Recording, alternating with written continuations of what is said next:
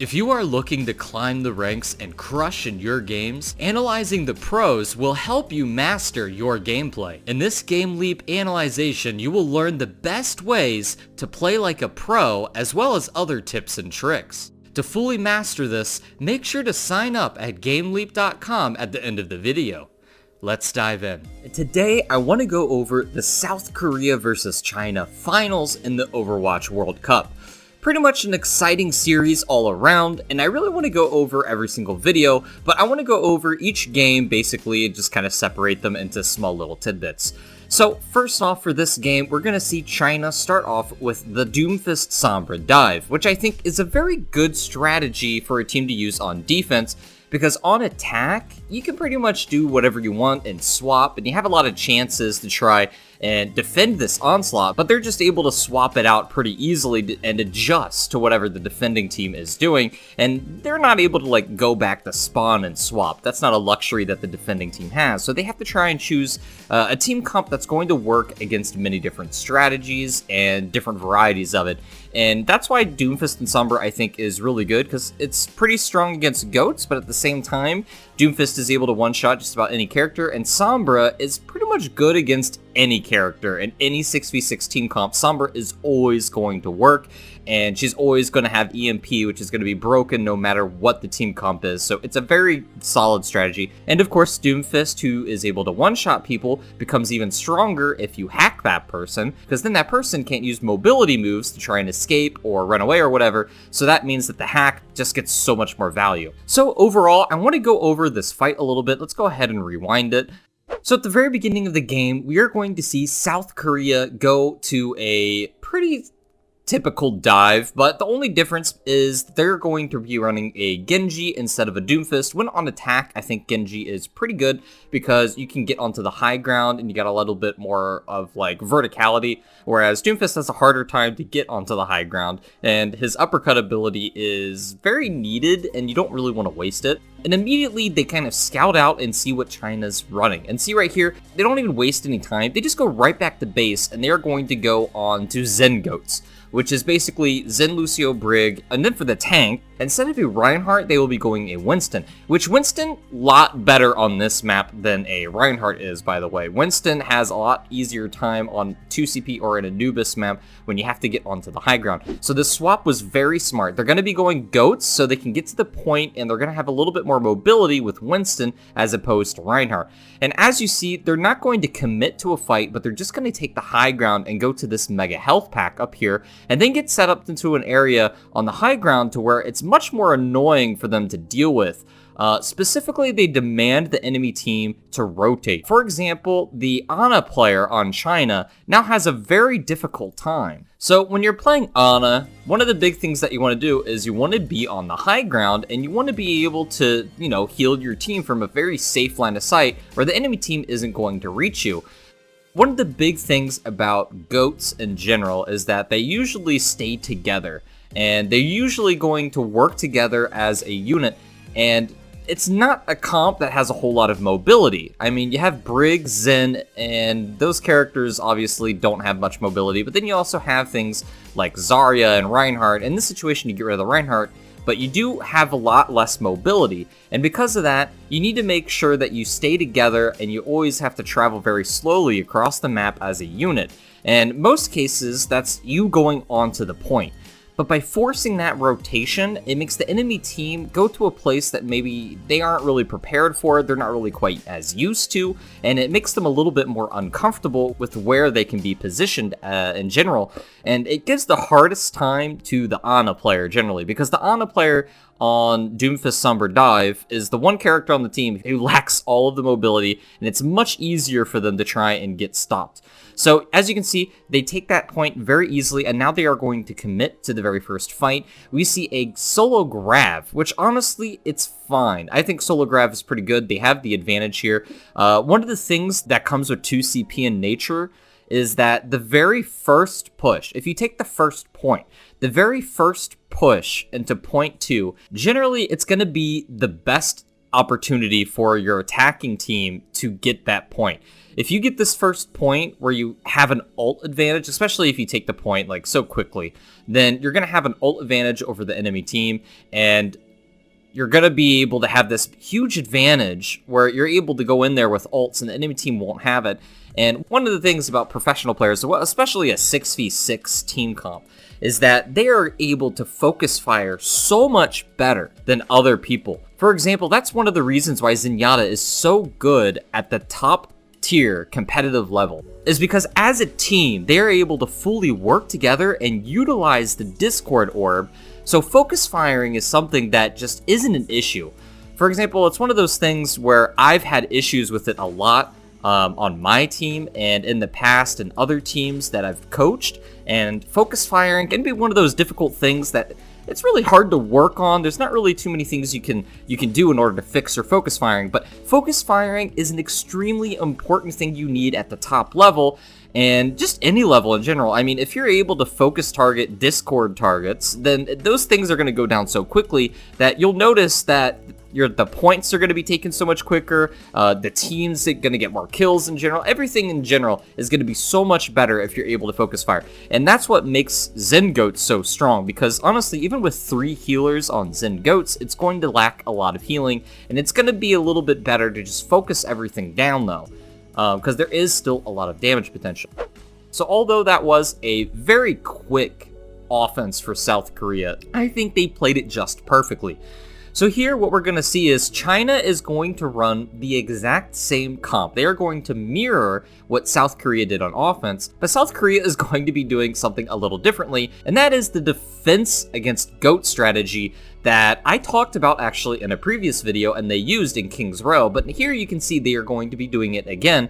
Basically, the strategy is you have Orisa shield, and you just, D.Va, and you have that Orisa shield protecting everybody. You have Zen, you have your Mercy damage boost on the Widow and Junkrat, and you just basically peel really hard with the Junkrat as a peeler, as well as D.Va being a peeler. And then you have the damage boost from Mercy going on targets like Junkrat and Zenyatta to heal, or to Rez. I mean, Rez actually is a much stronger ability on defense than it is on offense, which makes it a lot more powerful, because then you don't have to worry about one of your teammates running back all the way from spawn. For example, is Zenyatta, who's very vulnerable and easy to kill in most situations. If you're able to get a Mercy to Rez and pocket that Zenyatta, then it's much easier than him just running back from spawn. So far, South Korea, as you can see, they get that tire so quickly. The Junkrat tire is extremely good against GOATs, so China immediately is going to swap. I mean, this strategy from South Korea is basically their version of anti-dive. You have the Widowmaker on the high ground, it's just difficult to try and get to them as GOATs. So they're going to go to a more standard dive where you have the Genji, you have the Winston D.Va, and you have the Lucio speed boost, and you're going to be engaging on the Zenyatta. And the reason why this version of the dive works so well, because normally Brig would be on South Korea team and Genji would get 0 value because of the Brig, and as you can see, the South Korea immediately swaps to a Brig instead of a Junkrat in order to counter the Genji. But the Genji also is going to work really well against Mercy Zenyatta, because you don't have an Ana burst heals. And what's dive really good at? It's good at going at getting burst damage, getting those burst kills. And one of the things about that is you can't really stop that as Mercy and Zen. You have just low, very steady, slow healing, and you don't really have any big burst heals. You don't have a Brig who can burst heal someone when a Genji and Winston and D.Va just dive on them. And same thing with an Ana nade or something like that. So because of that, the Genji has a lot more value. But as you can see, the Genji is now going to swap onto Brig and kind of counter that. Basically what it comes down to is swap into swap into swap. But it's all very, very smart swaps that make a lot of sense when you really think about it. And really what it comes down to is now both DPS players are now playing Brig. Now they're both playing Brig. Anyways, so that is the current state of the meta, and it's very obvious that Brig is extremely powerful, and she counters a lot of dive, and the burst healing is so powerful as well that you need it. And I mean, just look at Jay Jonak if you can. He has so much health right now with that armor. And the best thing about Brig is that the armor is underneath the blue shield, so they go away last. So basically the permanent armor is even more effective on characters like Zenyatta and Zarya, and he's got like 300 health. It's just insane. So as you can tell here, they are playing the Zen Goats, but they are utilizing the Lucio speed boost in a way that allows Jay Jonak to be the DPS. It's insane. Jay Jonak is by far one of the most insane players at Zenyatta that I have ever seen, and he really is the MVP, I think, of the entire Overwatch World Cup. He just played so insanely well. And as you can see, when he gets a speed boost and his entire team is moving forward, he doesn't sit in the back as Zenyatta. He pushes with them, and he does damage with them. And that's one of the big things that I think enables 6v6 gameplay, is you're able to do things that you would never be able to do in solo queue. If you did that as Zenyatta in solo queue ladder, you would be punished so quickly, so insanely fast, that it just wouldn't get any value. So as you can see right here, clearly there is a big advantage on the South Korea side, because they are team wiping China over and over, and they are not using a single ultimate. They have all 6 ults, and ult economy and ult management is extremely important, because now you have 6 ults, and you have 3 minutes left, and the enemy team, China, they only have 3 ults in comparison, and it's very lackluster. This is a really extremely sneaky play by Fate, by the way. If you see where he's up on the high ground, that is an insanely big brain play. I mean, look where he's positioned. Do you ever look up here? If you're up here as Winston, do you ever even think about this for like a second? Oh, I should look up here. There might be someone up here. How many times do you think about that when you're moving in on Anubis? And then he comes around with the flank, which distracts them. Then he bubbles it. And the reason why he does this is because then D.Va on the enemy team isn't able to eat the grav. Because you have D.Va who's distracted by that Winston behind, they are immediately able to get a big grav onto the enemy team and then combo it with the bomb. And because they only have a Winston shield, it's very easy for 6 people shooting at a Winston shield for it to just burst, so the D.Va bomb is able to kill everybody in the grav. And another reason why the grav is so effective is because they're running goats, and it's very easy for you to get a grav on a big team comp that is primarily composed of people who are just, you know, grouped together all of the time. And look at this. He's up there again. I think China doesn't even care, though. They actually, I think they see him right there. Yeah, they saw him right there. I'm pretty sure they saw him right there. I would like to go back, actually, and let's look at the monkey. I'm pretty sure he sees him when he goes right there. He's able to see him. If he doesn't see him right there, because then you see the Zarya turn around for just like a brief second as well. I wonder if they saw him or not. I'm not really sure. That's definitely something that might change this, because they completely choose to ignore him, and I'd like to know if they saw him or not for that reason. I think it was a very good Lucio beat by the China team. I think Lucio. I think Lucio had a very good beat by China. Unfortunately, it's just not enough. As you can see, South Korea is not using all of their ultimates. Like in the first fight, they used Grav and D.Va Bomb, and in the second fight, they used their defensive ults. And now, by the time that the third fight comes around, they should be able to have their D.Va Bomb and Graviton combo again. Now, I really think it was a good play for China to swap off Winston, because Winston isn't really going to work well if you're going into this left tunnel. Obviously, their strategy is to go to left tunnel. They've tried it twice now, and now here's their third attempt. And instead of going through there with a Winston, which has no value in a small, very narrow, tiny place like that, they are instead going to be running a Reinhardt, which has more value in a place like that. So here now they have their Grav and D.Va Bomb for that fight. It looks like the Brig shield was able to stop quite a bit of that, though. But either way, I mean, they're just going to clean it up because it did get the picks that they needed. And now they're going to be super aggressive here. As you can see, they are staggering so hard right there. That's another thing that at the top level, they are able to stagger so well compared to just normal people on solo ladder. And staggering makes such a devastating difference where it really just, I think if you do it consistently, which most pro teams do because they are extremely good and extremely consistently good, then at that point, they are able to just go in and take a whole minute off the clock. Sometimes 30 to 45 seconds off the clock, or a minute off the clock, just from staggering alone. So here, they're going to try a 4th attempt through this tunnel.